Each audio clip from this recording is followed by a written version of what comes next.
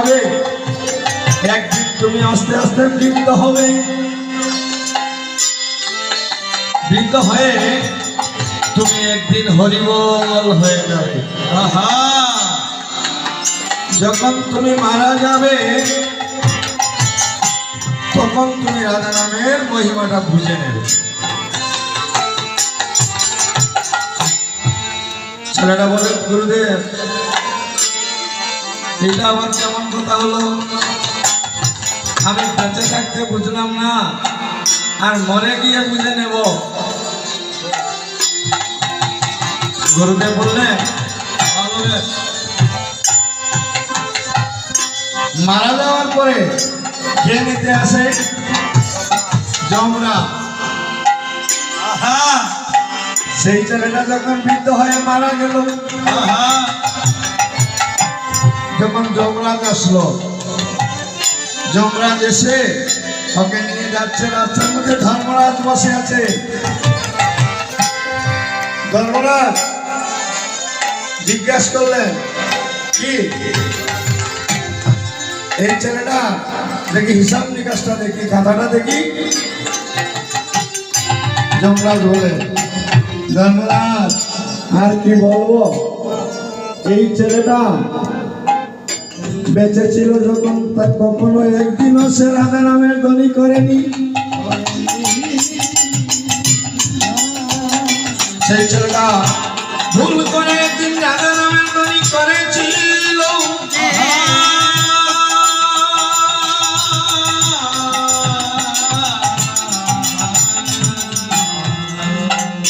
ভুল করে সেদিন রাধা নামের ধ্বনি করেছিল।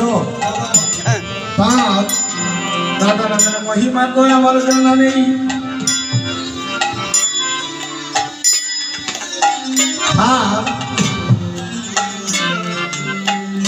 তার যে পাপের খাতা অনেক বড়, তার কোনো পূর্ণ নেই, শুধু পাপ। এবার ধর্মরাজ বললেন, ধর্মরাজ চিন্তায় পড়ে গেলেন। সেই রাধা নামের মহিমা ধর্মরাজের জানা নেই।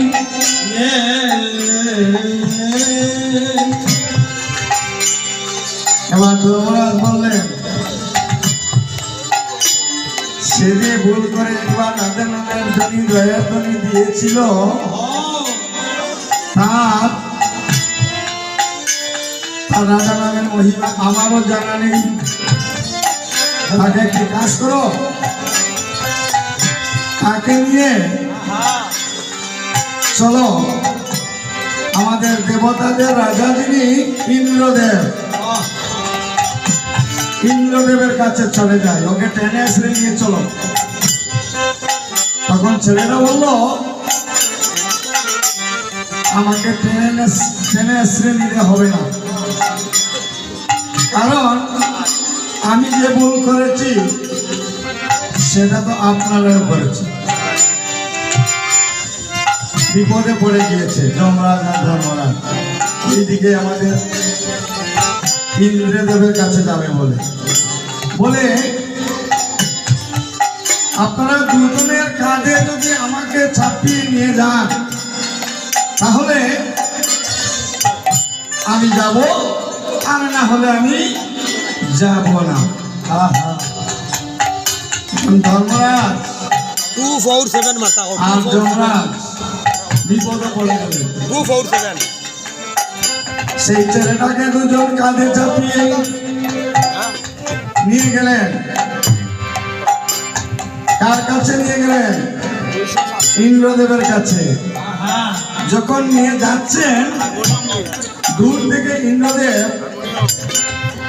দুজন দেবতার কাঁধে চড়ে একজন ভক্তকে নিয়ে যাচ্ছে। ইন্দ্রদেব বলছে মনে মনে, না জানি কত বড় ভক্ত নিয়ে আসছে। এবার ইন্দ্রদেব দূর থেকে তাকে প্রণাম জানিয়েছে। এবার যখন পাশাপাশি হয়েছে তখন জিজ্ঞাসা জিজ্ঞাসা করছে ইন্দ্রদেব, আপনার তাকে কাঁধে চাপিয়ে নিয়ে কেন এসেছেন? বলে প্রভু গো, প্রভু সে ভুল করে একদিন হরিনা ওই রাধা নামের ধ্বনি দিয়েছিল,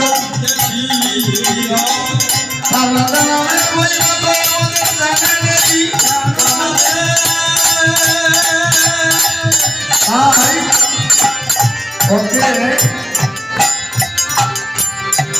কাঁধে চেপে নিয়ে আসছে আপনার কাছে। প্রভুকে দয়া করে যদি আপনার জানা থাকে তাহলে আমায় বলে দিন। এবার দেখুন কি হয়েছে। দেবতাদের রাজা যিনি ইন্দ্রদেব চিন্তায় পড়ে গিয়েছে। বলে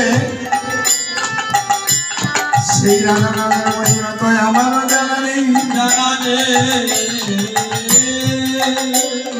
তোমরা কাজ করো, চলো আমরা তিনজন মিলে সেই ছেলেটাকে নিয়ে আমাদের যিনি মহাদেব উনি পঞ্চমকে রাম নাম করেন, উনার হয়তো জানা থাকতে পারে। এবার ছেলেটা বলে, এবার আরেকজন বাড়ছে, এবার তিনজনের কাছে চেপে ছেলেটাকে নিয়ে মহাদেবের কাছে চলে যাচ্ছে। দূর থেকে মহাদেব দেখছেন তিনজন দেবতার কাঁধে চড়ে একজন লোক তিনজন দেবতা কাঁধে চাপিয়ে নিয়ে মহাদেবের কাছে যাচ্ছে। এবার মহাদেব কি করলেন? মহাদেব মনে মনে চিন্তা করলেন, সে তো যেই সেই লগ্ন তিনজন দেবতার কাঁধে যখন চেপেছে তাহলে সে তো বহুত বড়।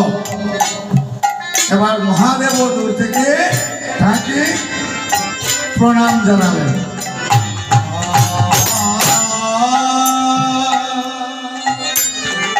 যখন পাশাপাশি হলো তখন মহাদেব থেকে বললেন, ওকে কেন এনেছো?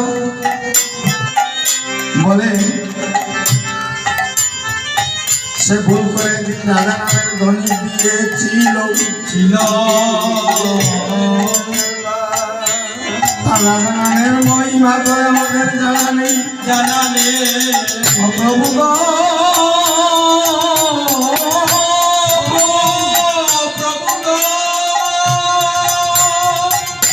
যদি আপনার জানা থাকে তাহলে আমাদেরকে দয়া করে বলুন না।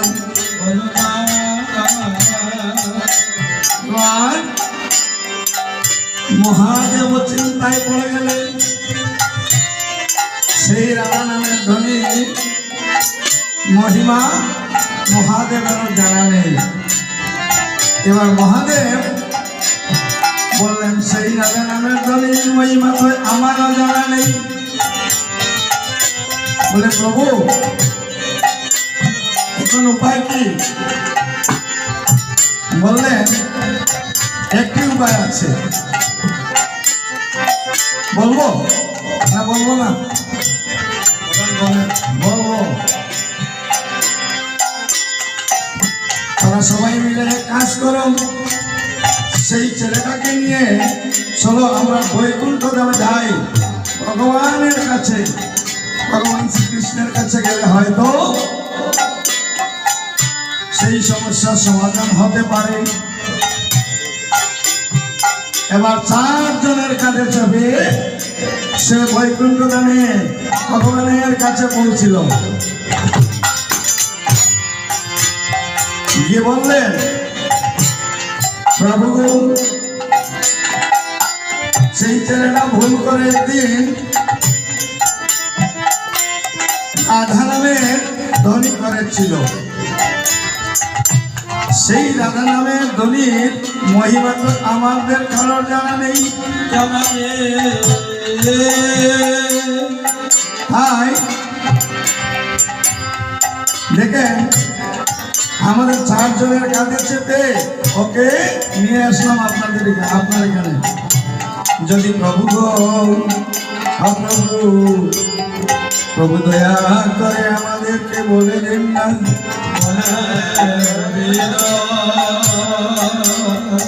বললেন একবার সে ভুল করে রাধা নামের জনি দিয়েছিল বলে আজ 4 জন দেবতার কাঁধে চড়ে বৈকুণ্ঠ ধামে এসে পৌঁছেছে। আর কি জানার বাকি আছে? বাবু ভাই আর তো জানার নেই। তাহলে বন্ধুগণ, আপনাদেরকে সবাইকে বলি, একদিন যদি একদিনও নয়, একবার যদি রাধা নামে ধ্বনি করে সে বৈকুণ্ঠ ধামে পৌঁছতে পারছে, এবার আমরা সবাই মিলে একবার চেষ্টা করে দেখি না। আমরা হয়তো যেতাম পারি বা নাও যেতাম পারি, চেষ্টা করবো তো সবাই মিলে, করবেন তো?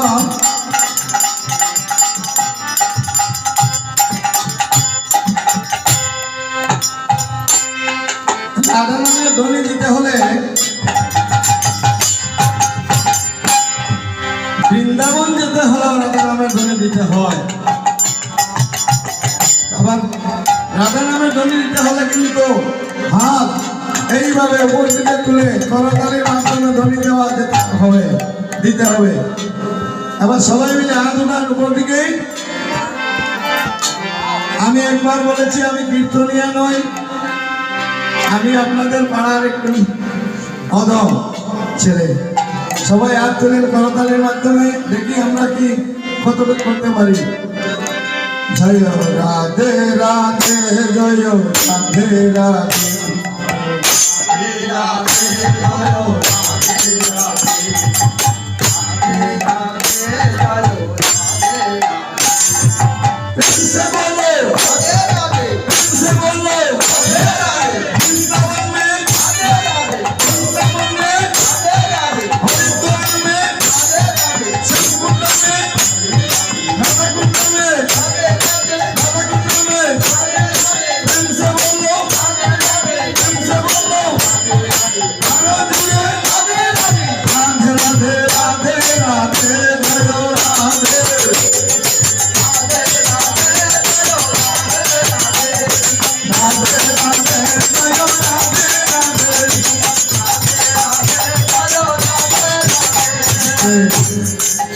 হচ্ছে না।